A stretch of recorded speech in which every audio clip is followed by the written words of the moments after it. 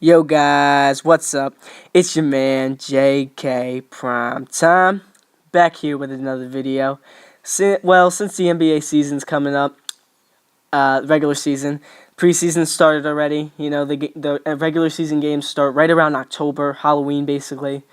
Uh, Even into early November, like the first 3 days of November. Some teams start at the latest. Um, So I decided to highlight my favorite team, the Brooklyn Nets.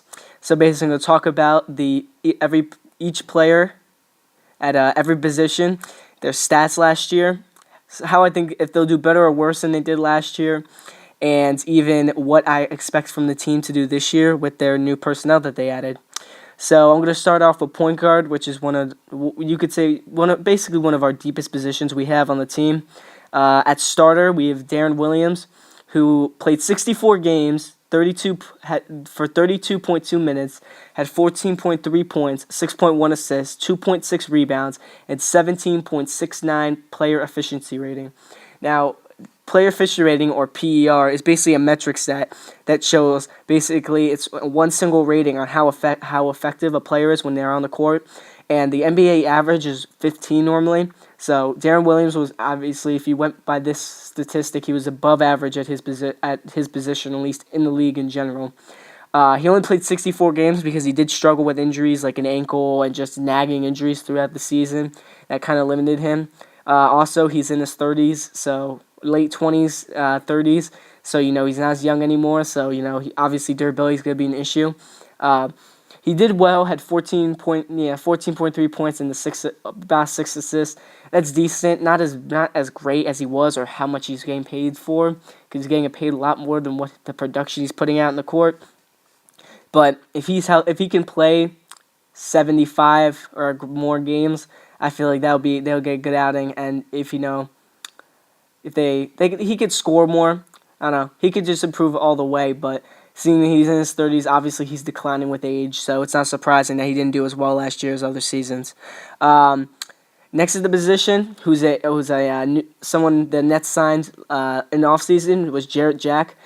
He played for the Cleveland Cavaliers last year. He played 80 games, had 28.2 minutes, had 9.5 points, 4.1 assists, 2.8 rebounds, and 11.57 player efficiency rating. Now, with Jarrett Jack, he was basically the sixth man for the Cavaliers, because Kyrie Irving is obviously the star there. He played enough minutes to he basically almost played starter minutes. He was like about 5 minutes off from getting like a regular starter minutes. He did good, 9.5 points, 4.1 assists, and almost 3 rebounds. That's similar to what he's averaged his whole career, and through his career he's had average somewhere near 23 minutes. His 11.57 PER is good. That's near average, and for a bench player, six man, that's decent. It's not amazing, but he's in his 30s too. He's getting up there and starting to get up there in age. Obviously, he's gonna start to decline. So there might be a little drop in that, especially because in general he might not play he might play as many minutes, but he definitely will not have more than what he played last year. And he's a good backup point guard. He's durable. He played 80 games last year, so I feel like if D-Will does get hurt, he's a very suitable backup to be able to take his spot while D-Will could be recovering from injuries he might have. Next, we have Marquise Teague. Last year with the Nets, played 40 games, 11.1 minutes. He got 2.7 points, 1.5 assists, and 1 rebound. He was their first round pick about 2 years ago. His older brother is Jeff Teague, who's done decently with the Hawks. He had a good season last year for Jeff Teague. Marquise, he's been a role player. Even in Kentucky, he was known as a guy. He was a little bit more of a scorer. Didn't have the best decision making. So he's a bench player. He's not gonna make any super big impact. I feel like he will get better, obviously, just in general for developing. Minutes wise, I don't know because you have to look at all the other pieces they added this year. But I think he could get around the same minutes he got last year. And then next to this guy, he played shooting guard for them last year, but he's put as a point guard. Jorge Gutierrez. Last year, he played 15 games, averaged 16.6 minutes with 4.1 points, 2 assists, and 1.5 rebounds. Now, with Gutierrez, he obviously was a late season signee. He got a 10-day contract, did well enough, got another one, and then finally got signed for the full season. He didn't play really much at all in the playoffs. When I saw him in action, like watching TV, watching the games, I could see that he is definitely good enough to have a roster spot. In a way, I feel like maybe he should be put ahead of Marquise Teague at this point because, well, first of all, he should really be put as a shooting guard. If you're talking about point guard, I think he should be ahead of Marquise Teague because he showed he can play. He put up better stats, only had 5 more minutes, but still put up better stats and points, assists, and even rebounds in all categories. So I feel like with more time, he can definitely develop and get better. He's 25, so he's getting to the head of where his prime is going to be. So you're really just going to have to see. It's hard to tell how he's going to turn out this year. And next we're going to go to the shooting guard position. Obviously, last year, their starter and this year's starter, Joe Johnson, was an all-star. He played 79 games, had 32.6 minutes per game. In those minutes, he had 15.8 points, 2.7 assists, 3.4 rebounds with a 15.4 PER or player efficiency rating. Joe Johnson, really, he made it to the All-Star game because before the All-Star break, he went in a stretch where he scored like 25 a night. He was scoring really high, and he got up to like high teens, almost 20 points a game, and around the same, I guess, based around the same assist and rebound numbers. So he's able to do good enough to go on a late stretch to get attention and get put in the All-Star team. He kind of tapered off a little bit more, but definitely, obviously, not playing up to the money he's making, but he's still a good asset for the team. Player efficiency rating wise, he basically got around an average because 15.4, that's right, literally just above the average at 15. So I feel like he's in his 30s too. He might decline a little or get some very similar stats to what he got last year. I shouldn't expect him to decline a lot, but there might be a little drop. Next, you got Alan Anderson, who was a signee from last offseason. He played 78 games, had 22.7 minutes a game. In those minutes, he had 7.2 points, 1 assist, and 2.2 rebounds. Watching him last year, he was the guy who could come off the bench and really be that scorer, like maybe shoot some threes, He's definitely a role player. He played 22.7 minutes.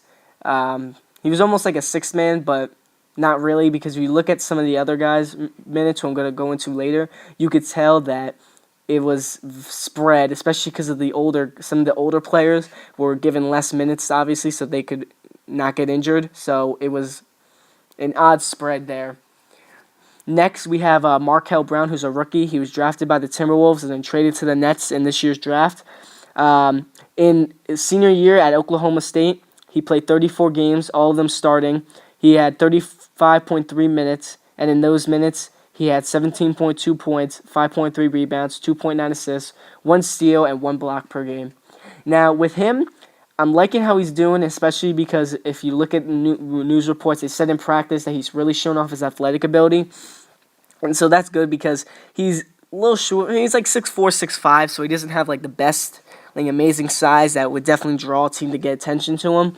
But he has the athleticism. I feel like he'll be a decent defender, a good role player coming off the bench, and hopefully develop into something more. He had good scoring totals. I don't know exactly how that will transition to NBA, especially because his athleticism won't be as on top of everybody as he was with Oklahoma State. And in Oklahoma State, he's also playing with Marcus Smart and Corey Jefferson. So he had some decent teammates around him to help him and draw attention almost off him, it seems like. Then we have small forward. This starter, Paul Pierce, he left this year and went to the Wizards. So now Andre Karolinko, or AK-47 is his nickname, is going to probably be the starter. Last year, he only played 45 games because of back issues he had during the season. He averaged 19 minutes. He had 5 points a game, 1.6 assists, 3.2 rebounds, and a PER of 12.48. Now, just under average, but, he only played half the season and had around 19 minutes. So he has similar minutes to guys like Alan Anderson. So that was a big deal. He comes in, when he did get starter minutes, it seems like he did do well. He was a good rebounder. He got like 10 points. I feel like he could be a guy who could be. He's not going to be like 15, 20 points. But I feel like he can get like 10 points, maybe. I don't know. If he rebounds as well as he did last year in some of the games I've seen him, I could see 6 rebounds average. The PER, just barely below average. It's decent. He's very underpaid because he's only getting paid like $3 million, and that was a good deal when they signed him last offseason. The next small forward on the depth chart is Borjan. I might mess up his last name. Bogdanovic. He was an international player. He's 25 years old. He's about 6'8", like 216, 215 pounds. This offseason, he signed a 3-year, $10 million deal to join the Nets team. He's definitely a great shooter. I feel like that's one of his best attributes about him. So I feel like with the Nets, he'll obviously be coming off the bench. And I feel like he'll be a guy who will just come in and just be able to stretch the floor and shoot the ball. We'll kind of have to see. He hasn't played in the NBA. He's played overseas, so it's hard to tell how his game will transition in general. He did okay in his preseason debut with the Nets, but we're going to have to see how he develops and how many minutes he gets and how they basically handle him. Next, we have Sergei Karasov. He was with the Cleveland Cavaliers last year. He only played 22 games, only had 7.1 minutes per game. In those minutes, he had 1.7 points, 0.3 assists, and 0.7 rebounds. Now, this wasn't him necessarily dealing with injury. It was just more if he was a bottom of the roster guy, didn't get too many minutes, almost a bench warmer for the team. He can shoot. That's really his only good ability. He's going to be enough shooter to stretch the floor. Besides that, he can't do much. He was a first-round pick last year, so he obviously could still develop. We just got to see how that will go. Next, we're at power forward. We got Kevin Garnett, who is 38 years old right now at this moment. The day I'm recording this, which is October 10th, 2014. Last season, he played 54 games, had 20.5 minutes, 6.5 points, 6.6 rebounds, 0.7 blocks, and a 13.35 PER. Now, he played 54 games, obviously, because he did have days with how they handled his minutes. They obviously gave him 20 minutes, so he was a starter, in the starting lineup, but he would come off the bench. He would be he wouldn't play as many minutes, so he spread the minutes out, so that helped with some of the role players that are lower in the depth chart to get more minutes. 6.5 points, 6.6 rebounds, that's decent, seeing what the limited minutes he got. He only played 54 games, again, because of just them trying to keep him fresh, and so he doesn't get too worn out. 13.535 PER is pretty good for only getting 20 minutes a game. I don't know, we'll have to see. I feel like he'll decline a little bit more. It matters how many minutes the team gives him and how they handle how Lionel Hollins deals with playing the older players on the team. Next, at the power forward position, at the second depth chart, we have Mirza Televic. He's 29 years old, so he's older. He's a second-year pro. Last season, he had played 72 games. He played 19.4 minutes a game. In those minutes, he had 8.6 points, 3.7 rebounds, 0.3 blocks, and 14.38 PER. Now, with him, again, he was definitely a guy who would come in and stretch the floor. He's a good three-point shooter. He did a little bit of rebounding. He's not a guy who stays inside all the time, but he will get a little bit of rebounds. Not too big of a defensive presence, but, he's decent. The 14.38 PER is almost average, so that's pretty good for the 72 games he played. If he could put in 72 games, maybe even more, he's definitely someone, as you could say, durable, which he hasn't had any problems in the past with it. He could really help Kevin Garnett, be able to be able to efficiently handle his minutes and how many games he plays this season. Next, we got Corey Jefferson, who's the rookie. He was the last pick of the draft by the San Antonio Spurs. It got traded to the Nets on draft night. With Oklahoma State last year, he played 38 games, all starts, had 13.7 points, 8.2 rebounds, 1.3 blocks, and 29 minutes of game time.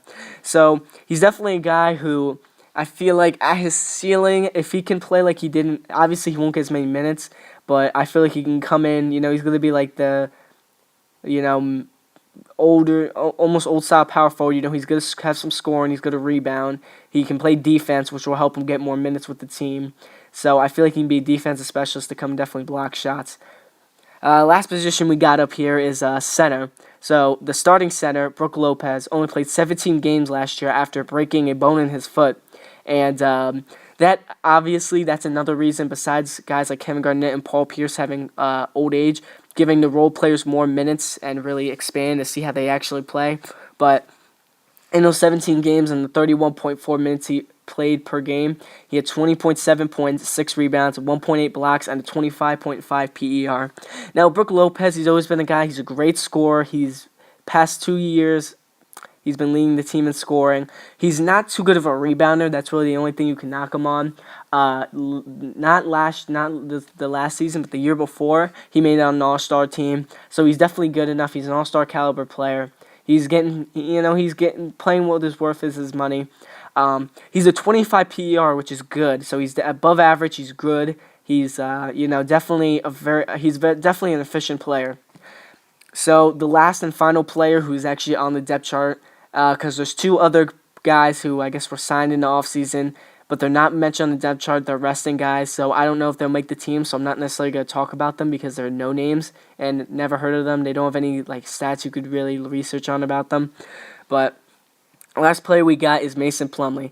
Now, he played 70 games last year. Obviously, that went up with Brook Lopez getting injured. Same thing with minutes. He had 18.2 minutes per game. And in those minutes, he had 7.4 points, 4.4 rebounds, and 0.8 blocks with a 19.09 player efficiency rating. So, as you can tell, he's above average in efficiency, which is good. He put a decent scoring, decent rebounding. When he got minutes, especially later in the season, he really showed that he could definitely develop into a good big man who could maybe even pair up next to Brook Lopez in the future. He also made it on the Team USA squad this year for the World Cup. So obviously he's a good player. He was drafted by us last year with our first-round pick. It's for the 22nd pick. So my expectations were him to be able to actually come in and do something. He'll still come off the bench. I don't know if he'll have the same exact minutes amount, but we're going to have to see, especially how they handle guys like Bojan Bogdanovic. How much they give Kevin Garnett, Andre, all the older players and veterans minutes. Same thing with the rookies, how they give their minutes out. So it's good. Mason Plumlee's game is going to decide on that. But I definitely feel like he made a good enough impact on the team to show that he could play. And that's all the guys for today. Overall, I feel like the Nets they made it to the 5th seed last year, and they beat the Raptors in the first round. I feel like if they're going to make the playoffs, they're going to be a late seed. If you looked at it, the Bulls got better. They got D Rose back, and the Bulls were already a playoff team last year. The Cavaliers obviously got Kevin Love and LeBron. They should be one of the top teams in the conference. The Heat still stay relevant as a playoff team because they kept Bosh, kept Wade, and they got Luol Deng. So it was basically a trade-off for the Cavaliers. It was similar to a trade-off for Luol Deng and LeBron. Other East teams, there's not too many, so I feel like they might be a late. Raptors are obviously going to get better. The Pacers, that might help them because Paul George is out for the whole season. So if they might have a bad season, so that might actually help the Nets because that's one less team they have to worry about for a playoff spot. I definitely think they'll make it in if things work out the way they do, or how I think they will. I think they'll make the playoffs, but be a late seed and exit in the first round going against a team like a Chicago or Miami or even Toronto, Cleveland. One of those teams will knock them out. So, I hope you enjoyed the video. Subscribe to the channel, like the video. At 5 likes, I'm going to be uploading my next video. I'm going to be pretty stringent with that because I definitely want to see the likes to see if you guys actually want to see more of this stuff. If you really want me to, I will do throughout the rest of the preseason and later season. I will do all 32 teams of the NBA. So, share this, share this wherever you share cool stuff. And I'm out.